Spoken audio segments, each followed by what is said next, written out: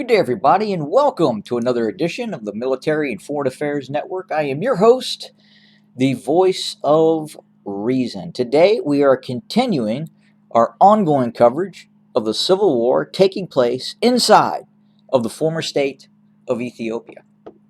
Now, today, we've changed the map up a little bit and have had some challenges with the Google Earth map.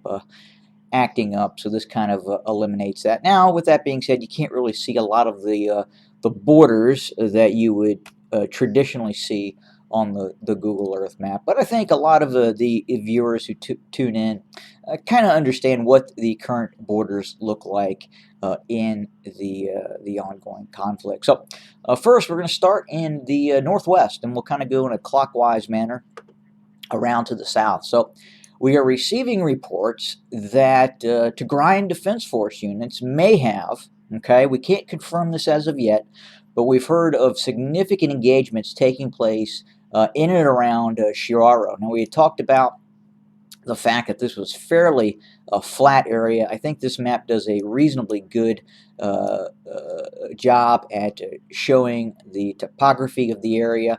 And obviously you can see mountains, you can see areas that are flat. And Shiraro, unlike much of the Tigray region, is flat. And it makes it ideal for Abiy loyalist and Eritrean army forces to make quick gains along some of these roadways in the direction of Shiraro. Now, in this new round of fighting, we have not seen the Eritrean army or the Abiy loyalist forces have much success in some of these new drives, these new offensive operations that they have attempted. In one direction was Shiraro. We do know that we believe Shiraro was taken by Eritrean forces, but the general area is still contested. It is reported that Tigrayan Defense Forces are operating still around Shiraro. They operate in the hills to the south and west of Shiraro.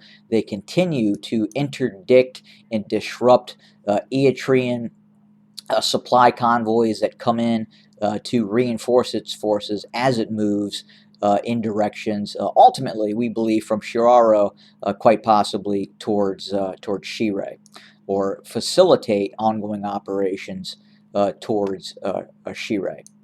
But again, it is being well, it's not being reported. We have reports that the Tigrayan Defense Forces may have, in fact, re-entered Shiraro and are, in fact, fighting is taking place inside the town for that town, Shiraro.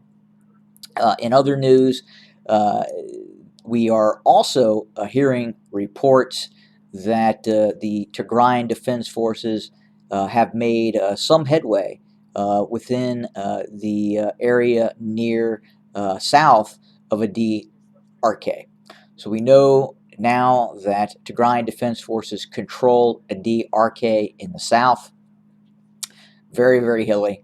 Again, when I would use the Google map, I think it did a really good representation where you could see how significant control of that city was. But we know that the Tigrayan Defense Forces control that city, but more importantly, they control these terrain features to the west and south of the city as well.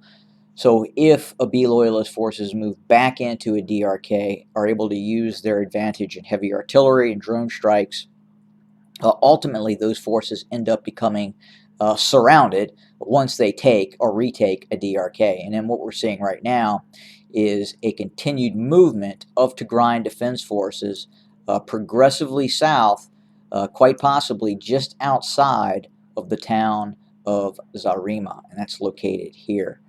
So it's difficult to say what the objective is right now of the Tigrayan Defense Forces. Is it to create a buffer zone with a DRK being the, quite frankly, a DRK had been under the control of the Tigrayan Defense Forces for some time. It was only recently that the Abiy loyalist forces moved back in and ultimately were pushed out.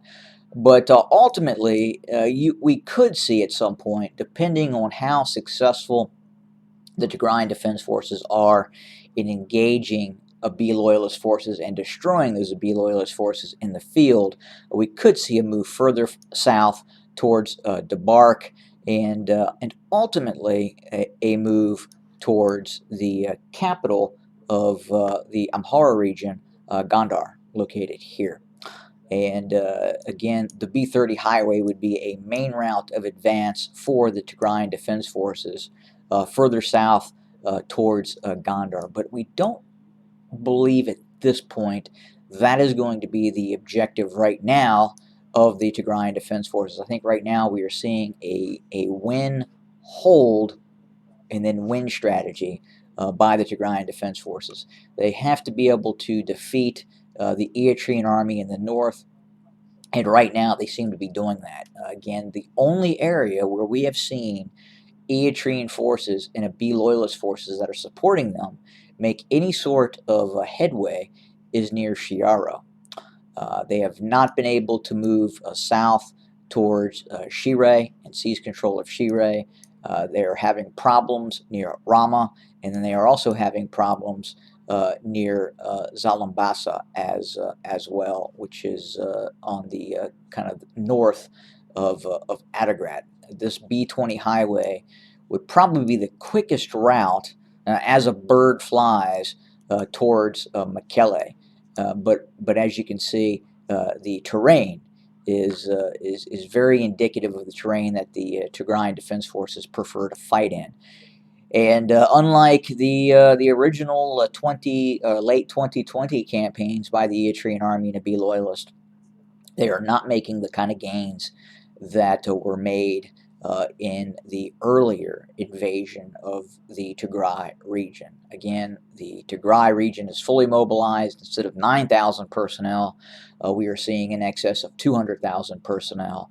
But also, they have, meaning the TDF, the Tigray Defense Forces, have prepared a vast array of defensive positions all along many of these routes of advance that the Eritrean army would take into the Tigray region, and that is why we are seeing this very, very slow movement and unsuccessful operation by the Eritrean army into northern Tigray at this point. Is it possible that things could change given the ability of the Eritrean army to deploy vast amounts of heavy artillery, tanks, armored fighting vehicles, and even to a limited extent, tactical aircraft? Possible. But right now, even in the border areas, just as they cross into the Tigray region, they are facing incredibly stiff resistance, and quite frankly, are just not moving in really any direction into the northern Tigray area of operation. Again, the only real area is near Shiraro, where they've had some limited success. And even now, we are hearing reports of some fairly tenacious counterattacks being conducted by Tigrayan Defense Force units. In the east, we continue to see a buildup of both Eritrean forces and Afar regional militias and B loyalist forces near Abala. Again, if they were to make that push from Abala or Bahale further to the north here, with the goal of seizing Mekelle, it's going to be very, very difficult given the terrain that they would have to move through.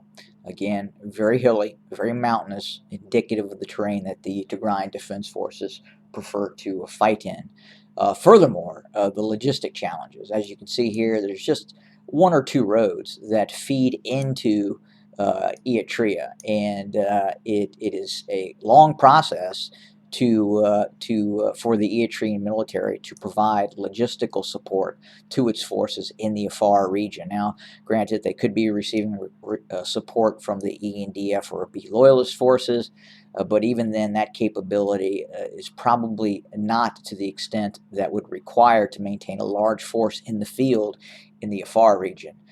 In the earlier campaigns, when the Eritrean forces entered northern Tigray, they had great difficulty in even feeding its forces. The vast amounts of forces that it deployed into northern Tigray, and many of those forces went on foraging and rampaging operations where they were stealing the food from the general population of the Tigray region. And that is what, quite frankly, led to this incredible resentment and the motivate and the continued mobilization of the Tigrayan Defense Forces, the activity and actions of the despotic forces of Eritrea really fed into the ability of the Tigrayan Defense Forces to mobilize and stay motivated to keep its forces fighting in terms of against especially the Eritrean army, which is seen as a outside occupying force, as are the Abiy loyalist forces, quite frankly. But that's where we sit right now. We'll continue to monitor the situation and report. And again, as always, thanks for joining us today. Give me some input on the map. A little bit new for me to kind of navigate around. And obviously, if you're having difficulty seeing existing borders, I completely get it. You can see it. It's here, but it's not. Not the best in terms of seeing at least the borders of the Tigray region, the Amhara region, and but the state borders you can see relatively well as well. But that does it for today. Again, as always, have a great day, and thanks for joining us, and we'll see you again soon.